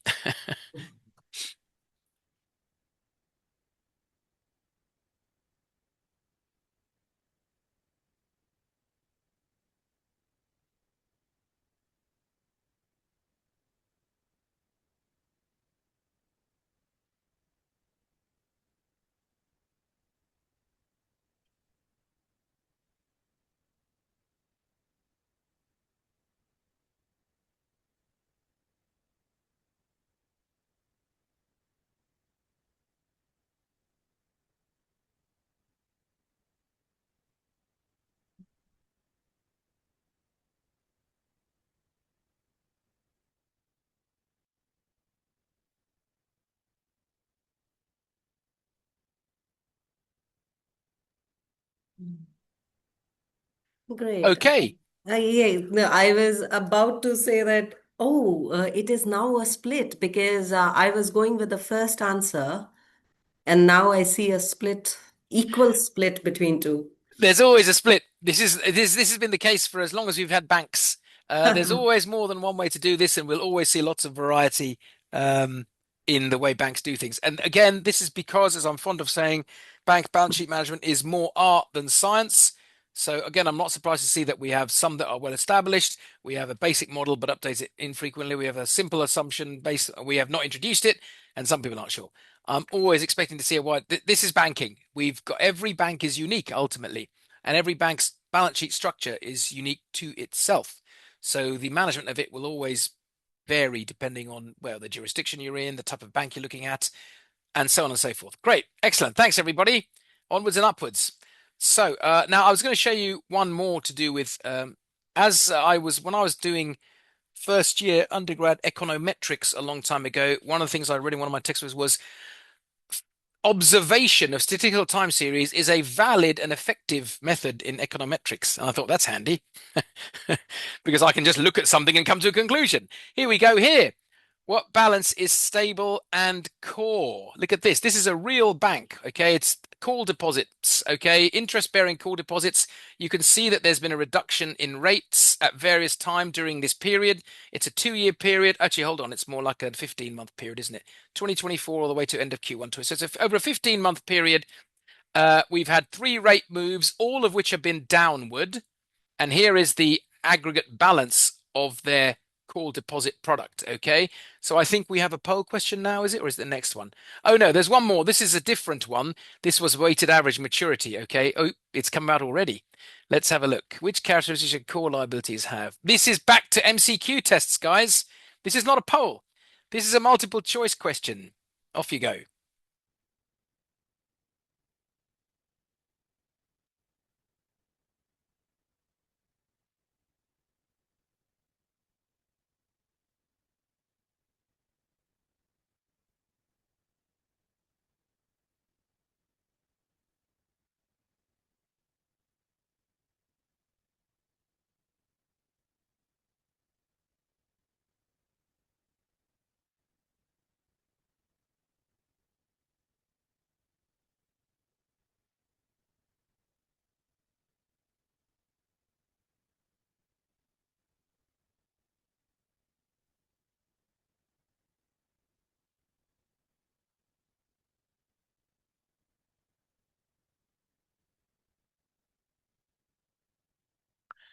Okay, thanks everybody. Yeah, and Right. I'm very eager to hear your thoughts on this. Well, first of all, this reflects, and I do take this away as a learning point for me, because core, as I thought I had explained, was non-sensitive. Core is core. It doesn't matter where rates go. So those ones who selected sensitive to rate changes, it's actually the wrong answer. Now that reflects badly on me because I've not taught it properly. Okay. If we go back on the slides, if we go back on the slides, we can see that I was saying with this one here, core was split into rate insensitive and rate sensitive, but then I said verbally core meant it was the non-sensitive one. So I have not explained that very well. So my apologies for that. Now the second one is a nice to have. It would be nice to have them as the largest share of liabilities, but the actual answer in the exam would be stable over time. We're saying it's stable over time precisely because they're not um, sensitive to liabilities. Okay. Sorry, they're not sensitive to rate movements. That's why they're stable over time, because the customer doesn't take them away when you don't pay an attractive rate. Okay. So my apologies. That first one got the most answers. Well, no, got equal number of answers. So funnily enough, the right answer had the same equal number of answers as the wrong answer. But the wrong answer reflects badly on me, not on you, because I should have explained the terminology clearer. In fact, by using two different illustrations, one that used a terminology that I liked and one that used a terminology that I didn't like, I probably confused you even further. So in future, I'll just use one illustration for this one rather than two. Okay, but it just goes to show, because the two were produced by two different people in two different banks, just goes to show that people do use different terminology for to mean the same thing. Okay, great. Thanks very much. Let us move on. So, I showed that and I showed that. Now, the other thing I wanted to talk about was I went back to the start. I said there's regulation for this, and I went back to the start and said it's a driver of your Pillar 2A capital under certain circumstances. Okay, so and that's quite right. The Basel original guidance says the EVE sensitivity, if the delta EVE in the shock scenario approaches the number, the absolute number, approaches 15% of your Tier 1 capital base, that's pretty much an automatic add-on to your Pillar 2A capital number. So you have to allocate capital to cover this, okay, to address this exposure. But more than in some jurisdictions, you can have an EVE sensitivity that's well below. It could be, say, 8%, but then the capital driver depends what your own risk limit is. Okay. So if you look at this here, this is hypothetical, it's not a real bank, but we've got down here the EVE shock, the red zone is 15% of tier one. Oh no, sorry, that's with change against baseline EVE, so not the tier one amount, okay? Here it's an absolute number, capital loss exposure. So we're saying in this hypothetical one, the number has to be 3 million. The delta's got to be less than 3 million. But of course, that doesn't help me. This chart, it's my own chart, but it's not actually as good as I would like it, because that 3 million is no good to me unless I know what it is as a percentage of my tier one capital base. So assuming I know that and my tier one capital base was 30 million, I'm saying I'm happy to take a 10% limit on this. Now, the limit in some jurisdictions actually drives the Pillar 2A, because what the regulator will interpret that as saying, well, if your green zone limit is up to 10% of capital, as far as we're concerned, at any one time, you could be running that level of exposure. So you'll need to assign Pillar 2A for that level of exposure. That's why for this particular limit, this particular key risk indicator, I suggest that we only have a limit that is one that we need. If your limit was 10% of tier one, but your current exposure number was 3%, you're having limit that you don't need. And the last thing you want to do is have to assign capital for a risk you're not running, because capital is there to support lending. The more capital we assign to address or cover for balance sheet risk, market risk, etc., that's less available to support lending. So why would we have a limit that was 10% of tier one when our actual exposure was, say, 3% or less, half of that, 5%? The limit should be closer to what we actually use and think we'll want to use, and that way we won't be assigning more capital than we need to, because that would be a suboptimal use of your capital base. That's what I mean by this statement here. Set the RAS in line with appetite and wearable capital add-on. Okay, but do have a limit for that in place. Whoops. Do have a limit for that in place, because that's what the regulator wants to see. You want a limit for EVE delta and for your NII delta, okay? That can be a percentage against change in your baseline value or an absolute number or both, okay? So you want to limit for both, approved at your ALCO and then recommended for approval at your board. A couple of slides that we don't need to spend more than 5 seconds on because I was very happy to see the end of the negative rates regime in the Eurozone. So that means we can, instead of turning upside down or our ALM orthodoxy, we can go back to normal and we can go away from Alice in Wonderland asset liability management. A couple of slides, again, borrowed from my friends because they're so much nicer than mine. A couple of slides that shows the interplay between these two things, okay? The interplay between interest rate risk and liquidity risk. I know that we have different metrics for each. Last month, we looked at liquidity risk frameworks in banks in our webinar last month.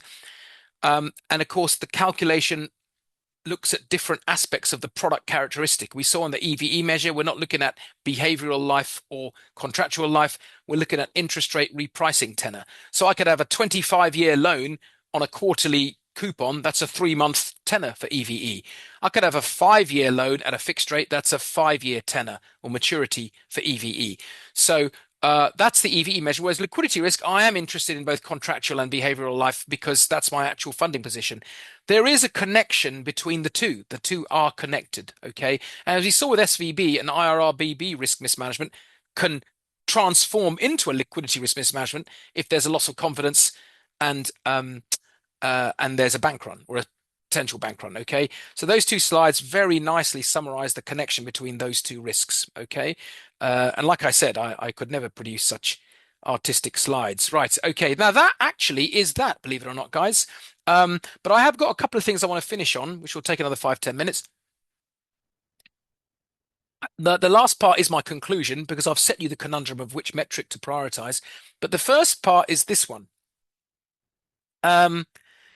Credit spread risk in the banking book. BCBS 368 has 4 lines and 31 pages, and that, of course, is the original sin because you say here is our guidance, but how exactly are we supposed to apply it? Okay, the definition, it's any kind of spread risk of credit risk instruments not explained by IRRBB and not instant, immediate, overnight default. Okay, so in other words, it's the impact on your, and it's a present value. It's an EVE impacting adjustment. Okay. So we want to understand what the change is in the present value, not because there's been a shock change in rates, but because there's been a change in the credit quality of my portfolio. Okay, because the credit spread has widened. By definition, therefore, the credit quality of the loan book must have worsened. And it's on, and European banking, EBA final reporting from 2018 and 2022 made it clear that this was on a portfolio basis. So it's not as if I'm holding some Eurobonds with a capital E, not a small e. I'm holding some Eurobonds by credit risky corporate names as part of my cash management portfolio.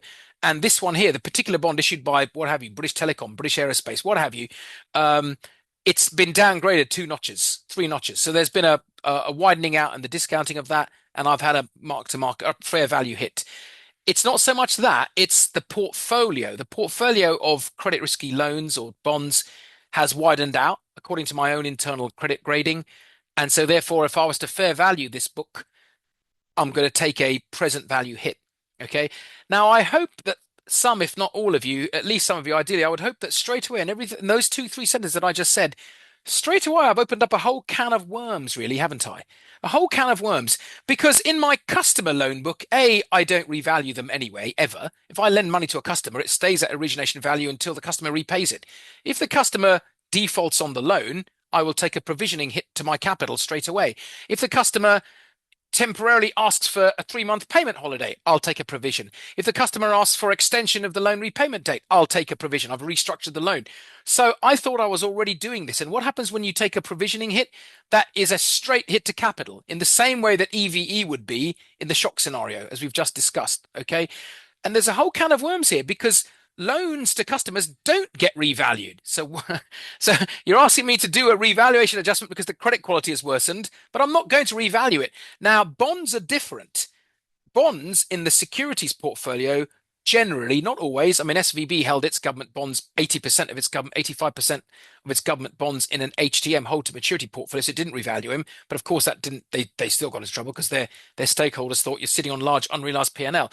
But generally speaking, if you're holding bonds for cash management purposes, or indeed for liquidity purposes, I'm not a quick aside here.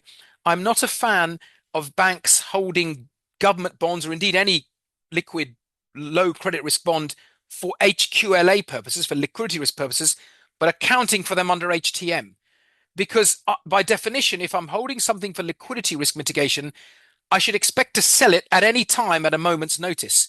So if I expect to be able and have to sell it at any time under a moment's note at a moment's notice, surely I should account for it under a fair value basis, FVOCI, because I could need to sell it at any time. It's a liquidity risk mitigant. So I often see banks holding, as SVB did, HQLA securities as HTM accounting, but to me that's it's against the spirit. It's not in the spirit of the law, even though you may be allowed to do it. But let's get back on track here. If I'm holding a securities portfolio on a fair value basis, it makes sense to make a credit spread worsening adjustment because I will fair value it. But again, I thought IFRS 9 accounting and expected credit loss, forward-looking expected credit loss, was meant to address that anyway. If a loan goes from stage one on origination to stage two anytime during its life, the customer hasn't defaulted. The customer is still paying the coupon on the loan, but according to my own internal metrics, the credit quality of that portfolio or that group of loans has worsened. It goes from stage one to stage two. Remember, stage three is default. Well, then I'll take an ECL provision, won't I? So haven't I already addressed this? So the problem for me, the challenge arises because the EBA has said CSRBB, everything's in scope, but to me, I think only the securities portfolio is. But that's a conversation you'll have to have with your own supervision team, your own supervisors. How should we address it? If I do have a bond portfolio, let's come up with a credit spread O1 measure so I can apply a shock. So if there was a 5, 10, 15, 20, 100 basis point widening of the credit spread in the portfolio, what would that mean for the fair value? And that's very nicely set up on Bloomberg as shown on read slide 62 at your convenience. Very nicely set up. I'll come back to those slides in a bit. Here, portfolio CSO1. Okay, so let's have our portfolio. We've got 3 securities here in a hypothetical portfolio. We revalue them for a 1 basis point widening of the credit spread, gives me a CSO1 number that I can adjust to my EVE number with. Okay, so and what should we decide what this widening stress should be? Look at history. Here's a chart here of historical of a credit default swap benchmark. Look at history of your own loan book or your portfolio of the bond book and decide what the shock should be. It could be 5, 10, 15, 20, or 100, and then do a CSO1 or a portfolio CS1 adjustment. Okay, so that's what I would recommend if you do have a bond portfolio. If you don't, and you think, well, then I'm not in scope for CSRBB, I am sympathetic. I think that's a strong argument, but the argument isn't with me. It's with your regulatory authority. One more thing I would say, which is the original sin, not just of the paper, but the fact that CSRBB refers to this yellow line, this yellow thing here, which is very hard to observe, if not impossible, in practice. Okay, that's also why there's a problem in coming to grips with this regulation. Okay, let me see some more of Patrick's slides to show what I'm talking about. No, that's pretty much it. In the meantime, shall we go with our one more poll question? Oh, forgot. Let's by all means, let's have it. Do we have one more poll question? Let's go ahead. Yes. All right, here we go. Yes. How material is it to you?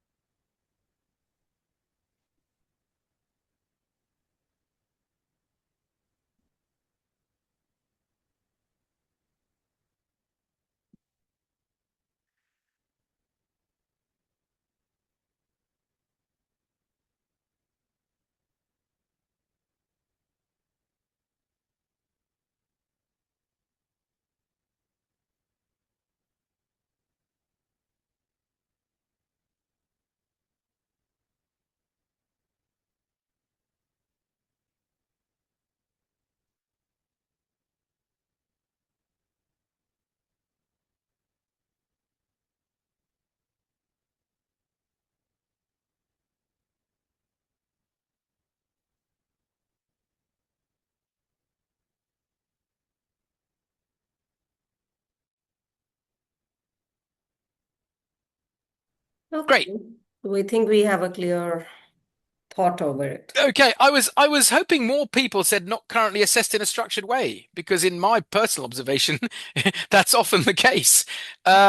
But yes, we can see some that are more formally, excuse me, more formally into it. Some where it's not a key driver, which I'd expect, because I mean, that's we're managing customer loan credit risk in a different way. Um, and then there's a few that don't currently assess it, and I was expecting more to say that because, as I said, it's not uncommon. Great, thanks everyone. That is our polling done. I hope you enjoyed that. Let's go to the final section of the deck, was the ALCO MI dashboard. Add the key IRRBB MI. Okay, what do I mean by that? So here we go. Here is my own template. Feel free to copy. I've seen some people do this. Child West Bank, of course, is a hypothetical bank. I would need a seed capital investor to back me with at least 10, 12 million sterling to set up the banking license project. And by the end of the application, I would need at least another 100, 120 million to have a viable 3 to 5 year plan. But in the absence of that, Child West Bank will have to remain hypothetical and in name only. But I often use it to illustrate my points. Here is my recommended one-slide ALCO MI dashboard. For any bank, you would need to modify it to suit you. But what do we have front and center here? We've got the EVE shock. We've got the NII shock, and we show them within our green. We show our appetite. And here is the preferred way. The appetite for this hypothetical bank is saying the green zone will always be 7.5% of my tier one capital. Now, it's really interesting. I see this in banks around the world. For some reason, when it comes to EVE, 7.5% or 7.5 is a real magic number. It's a real magical number. I could be in the UK jurisdiction. I could be in a sub-Saharan African jurisdiction. I could be in the Southeast Asian jurisdiction. And when I say, what's your green zone for EVE as percentage of tier one capital? They say 7.5%. I know it's weird. It's fascinating for me. It's beyond weird. It's fascinating how the green zone limit for so many banks in so many different jurisdictions for EVE happens to be 7.5. There's some magic number, right? Anyway, look at this hypothetical bank. We're well within it. In fact, all the metrics are green, but we've got the first two, the key metrics there, front and center, in this summary one-slide dashboard for ALCO, right? We've got capital, we've got market risk in the banking book, we've got liquidity, we've got a performance metric here, net interest margin, we've got a performance time series, we've got the reference rates over the last 6 months or what have you, we've got our liquidity reserves up here, and then we've got some loan statistics down here. Now, you would want to put in there whatever you wish, but I think in the middle section, if we have these key metrics, your ALCO is in a good shape to start the conversation. Also, I would recommend in the ALCO pack, always have the balance sheet summary page right at the start. Obviously, I mean, you get once you've got the attendees and the apologies for absence and the conflicts of interest and the proving of the minutes and the actions arising, once you've got all that BAU stuff out of the way, get straight to the balance sheet and have a one-slide summary and then detail for later. And then you've got the papers for approval, papers for noting, so on and so forth. But I always think every ALCO and every board conversation should start with a conversation about the balance sheet. And we need 1 or 2 slides max, 1 slide, 2 slides max, to summarize the key balance sheet metrics for capital, liquidity, funding, market, i.e. interest rate and FX risk. Okay, because the balance sheet is everything. We start with that conversation and we end with that conversation. So if you've got your metrics there in your summary slide, you are in good shape. Okay, right. Closing thoughts, closing thoughts. Now, I have said to you that I would prioritize earnings over EVE. Why? Because earnings are real. And if the EVE goes down, you don't actually take a hit to your capital the next day, do you? It's just a corporate finance estimation, right? I mean, you had 100 million capital today. The Bank of England, your central bank puts up base rates 100 basis points. How much capital do you have tomorrow? Well, barring any ECL provisioning or actual default, you've still got 100 million capital. What happens if you don't earn, and if you have a reduction in your earnings over the next 12 months, you lose money or you make less money than you thought? So that's my personal view. But just to show you that even close friends can have totally opposite opinions when it comes to professional practice, Donald Van Deventer thinks the biggest mistake is to hedge net income, not market value. So we are on totally opposite sides of, well, I was about to say opposite side of the balance sheet. We're on totally opposite sides of the fence with that one. He's someone I've got a lot of time and respect for. I had his book with me when I was on the prop trading desk at Hambros Bank in 1997. That's years before I chatted to the man. So I've got a lot of time and respect for him, but with all due respect on this one, I would say I'm the total opposite. I would hedge net income and not market value because to me that's real money. But to show you that this is more art than science, and to make my point, I wanted to show that other people will have different opinions who are perfectly rational, logical thinkers. But I wanted to finish with 2 more slides. First of all, what happens in the marketplace when interest rates go up? Here's an extract from the Times newspaper of England, 23 November 2021. Where were we with regards to rate cycle in Q4 2021? Everyone knew that on either side of the Atlantic, rates were going up. Okay, it was just a matter of timing. So what happened to this stock? This is Metro Bank. The share was boosted by speculation that the Bank of England may increase base rates. So what does the shareholder see when rates go up? It sees a rise in share price. For those of you familiar with your first year undergrad corporate finance, what's one way of valuing a company? Discounted cash flow. We make an assumption on what the next 3, 5, 10 years, 15, 20, 100 years dividends are going to be. We discount all that back today. So the share price, in theory at least, reflects the shareholders' expectation of future value. And if they think future value is going up, the share price goes up.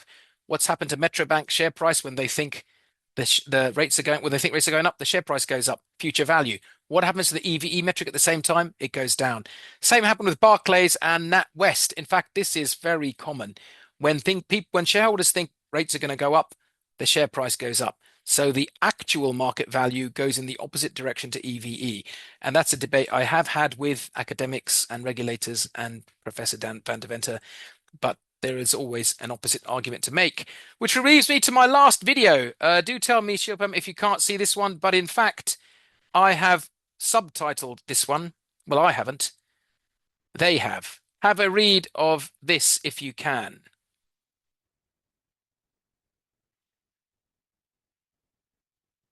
Missing the target from there, you want bloody shooting.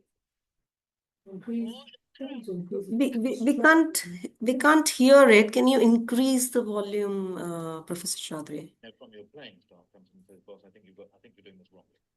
Well, I ask him which way he thinks it should be done. We get down to it, and then we talk about it for 20 minutes, and then we decide I was right.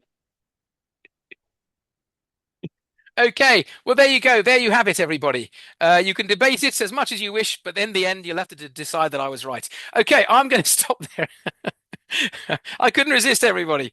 I couldn't resist. I had to show you that video. They debated it for 20 minutes and then they decided he was right. The reference is chapter 7 in Principles of Banking or chapter 13 in Moorad Choudhry Anthology. I will come out of that. I will stop sharing and I will hand back to my gracious host, Shilpam. Over back to you. Thank you. Thank you. Thank you so much, Professor Moorad Choudhry. It was lovely hearing you and very thoughtful discussion. Now, I see some questions, but I would encourage everybody to put more questions. In the meantime, if you are leaving before we end the session, I would strongly encourage for the feedback, if you could give us for the survey. We do have 3 books for the first 3 surveys by Professor Choudhry. So you have that exciting option. So please do leave some feedback. Now we do have a question. I will start with the first question, and in the meantime, I would encourage others to put down. Great. So first question is, our attendee wants, they are exploring some behavioral assumptions along with regulatory permissions to allow recognition of day one outflows outside the LCR period. And they want to know your views, please. Oh, my view on simply exploring behavioral outflows beyond 30 days, beyond the LCR period. Oh, I yeah. mean, the LCR period is 30 days. Well, yeah, by all means, why not? I mean, if you have statistics to inform better what you think the stress event outflow would be beyond the 30-day period, then by all means, that makes sense. Why not? I mean, the regulator may or may not push back on your proposals, but I would explore it by all means. For those of you who attended last month's webinar, do you remember my suggestion that we look at a very short-term LCR, which I adjusted to include bank deposits as well? But I suggested banks should look at the immediate worst case outflow, 3, 5 days, and have sufficient same-day liquidity to address that number. But if you're looking beyond that as well, by all means, my view is it makes perfect sense to do that. I hope that's answered your question. Shilpam, let me know if they follow up. Sure. We move to the next question. The next question is, how can the bank reprice loans to customers originally priced in fixed rate to variable when interest rates are rising? That's an interesting one. Well, well, Dep- Depending on what's in the terms and conditions of the loan document, I would have thought the answer is it can't. If you do a fixed rate loan to a customer and the loan in the document says it's fixed for the life of the loan, I would suggest you can't reprice it. But I suppose if you were worried about that risk, you would have some wording in the document that says the bank has an option to reprice after, say, 1 year or at 90 days notice or something like that. And of course, that's an optionality that is in the bank's favor. So the customer might expect a lower loan rate or something like that. But you would have to put it in the terms and conditions in the loan contract, loan documentation at origination. Otherwise, you can't. I mean, it's fixed, so you can't. Yeah, that's well noted. I'll come back if there are any follow-up on that. The third question is, what criteria should be prioritized when defining core deposits, stability, stickiness, or pricing behavior? Well, if by the question you mean core as a share of stable, so remember stable is core and non-core, and core is those balances that are immune to changes in rates. So in other words, and that's why I showed you that time series of balances. The question I was going to ask about that one was how much of that balance on that slide. Remember the pink with the pink, the histogram, right? It was in colored pink, and I was going to ask, I would maybe I should have had a poll question that said how much of this balance is core. And if you could see, even though there were 3 rate drops, it never dropped below a certain amount. It was fluctuating up and down, but it never dropped below a certain amount, despite there being 3 falls in rates. That to me suggests that line there, if I draw a straight line, is a core balance. It's insensitive to changes in rates. So the criteria to define core as a share of stable would be its interest rate sensitivity stickiness. It's non-sensitivity to rate changes.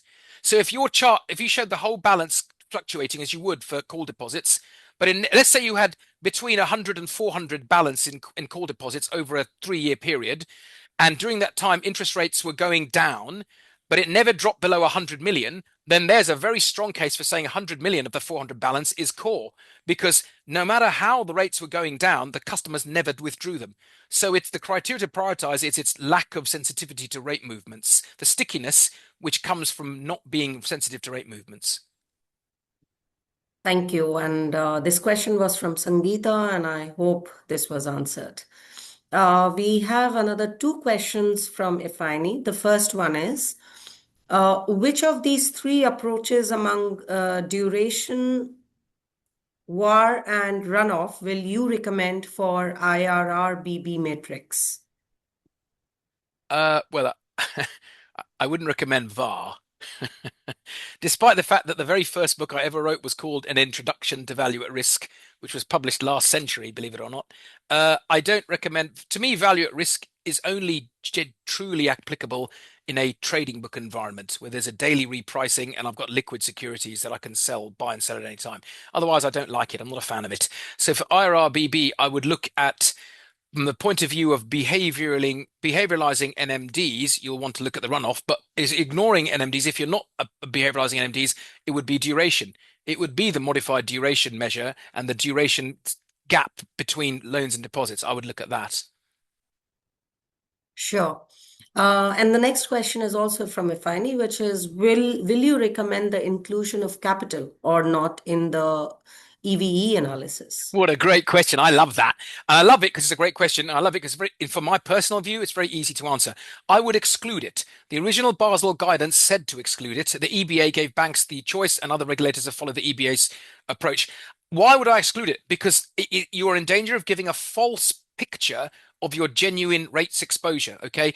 Capital is by definition undated. It's your reserve balance. And also, it doesn't have a fixed coupon. In fact, it's floating because dividend on shares, the dividends to the shareholders is floating. It's always decided annually based on your net profit, okay, post-tax profit. So it's a floating coupon, but officially it's floating, but it's very long dated. So you could say, I'll tell you what, we've got 10% capital base, that's 100 million pounds, that's 20-year money. Or I could say it's 5-year. Now, what happens if I have 5, 10, or 20-year fixed rate lending and I decide to include capital? So the 5, 10, or 50-year fixed rate lending goes in the 5, 10, or 20-year fixed rate box, tenor bucket, which means the longer dated I go for fixed rate, the more my discount by net present value sensitivity. What's the net present value of a 90-day T-bill? 99.9. What's the present value of a 20-year loan? Well, how about, I don't know, depending on the discount rate, how about 80? So the further out I go, the greater my rate sensitivity. Now, that would give me large EVE sensitivity. I would need to hedge it with an interest rate swap or with long dated funding. It's not so easy to get 5, 10, 15, 20-year funding. I mean, investment grade rated banks can issue medium-term notes going out to 3, 5, 10 years, but it's not that common, and you don't get very long dated funding in that market. So unless you're very highly rated. So what happens if I put my capital there? What's happened is I've shown a removal of sensitivity that actually isn't there because the capital doesn't actually hedge my rate risk. Okay, it doesn't hedge my earnings risk, and it doesn't really hedge my present value risk. Now, that's something that I might personally not have a problem with because I'm not prioritizing EVE sensitivity. But if you ask Donald van Deventer, he'd say that I would love to ask him that question. But seeing in mind what he thinks about EVE being the key metric, if we net off EVE sensitivity by employing capital, to me it gives an artificial picture. So therefore, I would exclude it. And I'm in good company because the original Basel paper said exclude it. So I'm not exactly saying anything too controversial by saying exclude it. But I've given you my rationale. I don't know what their rationale was, but that's my rationale. Thank you so much. The next question is from Sangeeta. She's asking, what are the risks of focusing too heavily on NII stabilization in a volatile rate environment? What a great question. It depends how one defines risk. If by risk you mean loss of money, actual loss, hit to capital, erosion, then I would say the risk is negligible. If by risk you mean opportunity cost foregone, then of course the risk is there. Stabilizing NII does just that. It's a stable NII. Now, in a volatile rates environment, someone could say, but you're leaving money on the table, right? Because you're stabilizing it and rates are going up all the time. Why don't you structure the balance sheet to benefit from rates going up? Or rates are going down all the time. Why don't you structure the balance sheet but that means taking a view. Now, banks do that all the time. I've done it myself. I've been a treasurer at more than one bank in my life. I've done it myself. We take a view. The bank takes a view and they try and position the balance sheet to benefit. But of course, the benefit comes if their view is correct.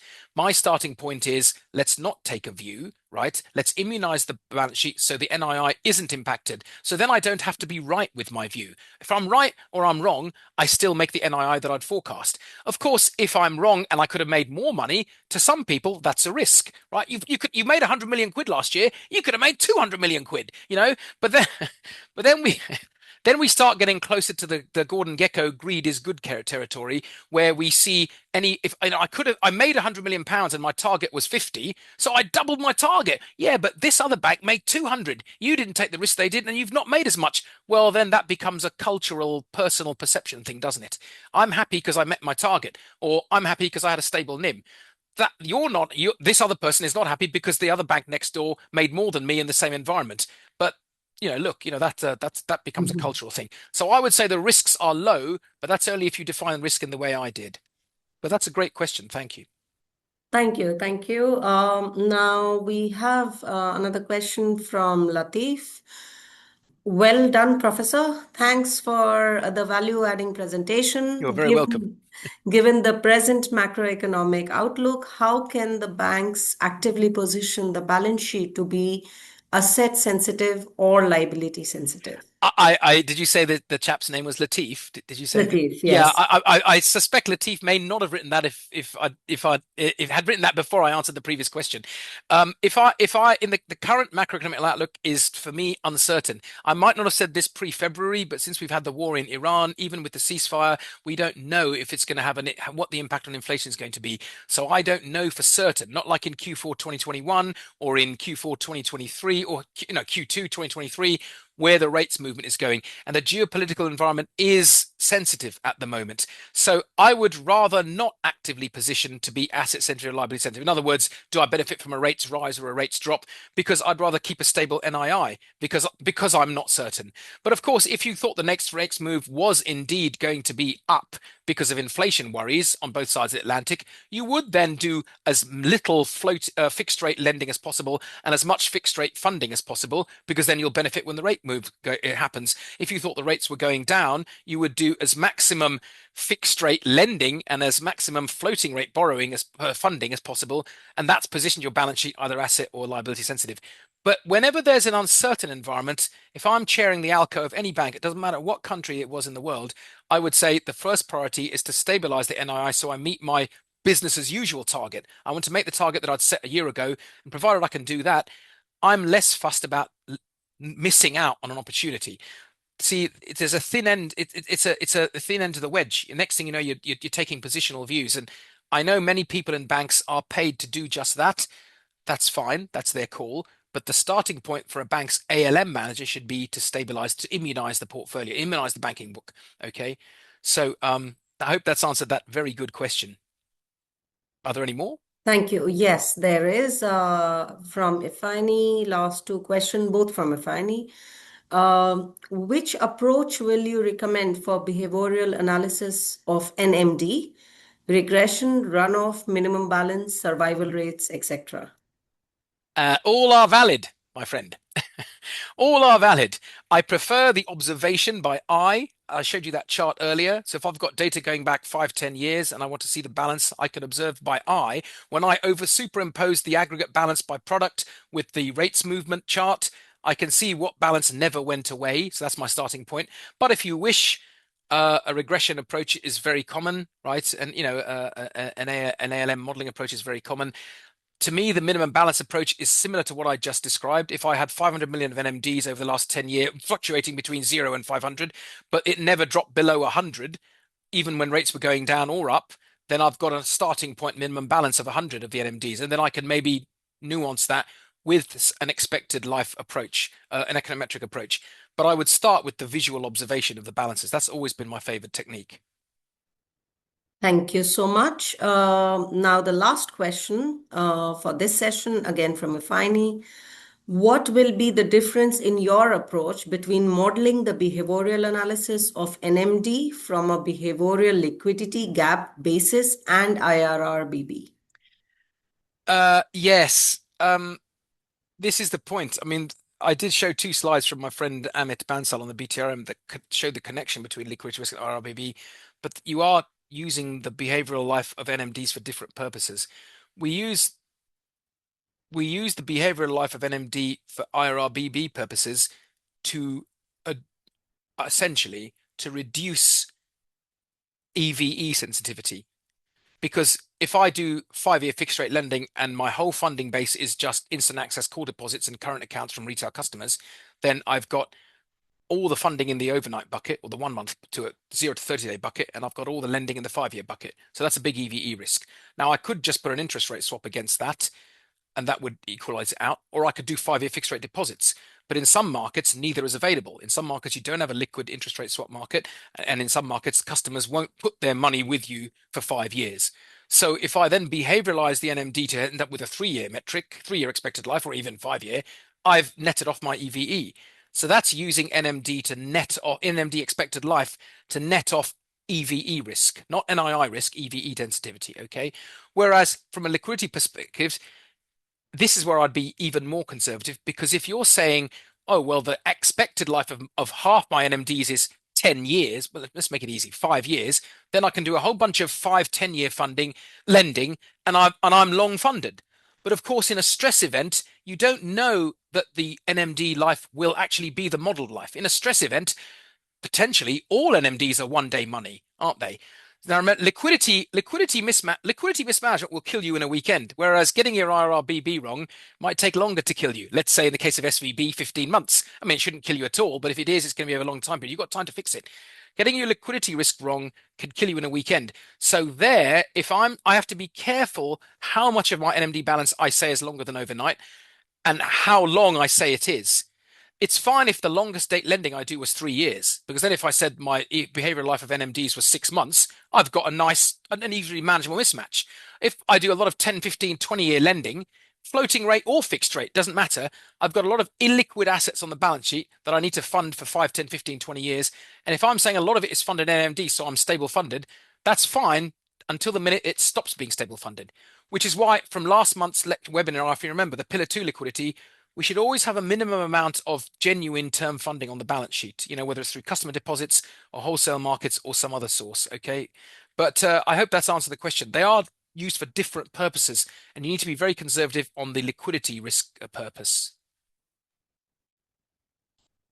Thank you. Thank you so much. With this, we come to end of this session. Okay. You're very welcome. Thank you, Professor Choudhry, for a highly insightful session. Glad And you enjoyed it. And thank you to everyone who joined us today and contributed through the polls, the questions. It was very interactive. As a reminder, this webinar is part of UBA UK's three-part Treasury Management series. So part 3, Artificial Intelligence, AI, and bank balance sheet management will take place later in the series. As a final note, kindly complete the short feedback survey as you leave the session. The first 3 participants to submit the survey will receive a copy of Professor Moorad Choudhry's book. So thank you once again, and we look forward to seeing you in part 3. Thanks you, very everyone. much, everybody. Thank you, Shilpa. Nicely chaired. Real pleasure. Take care, everybody. Have a good evening. Bye-bye. Thank you. Bye.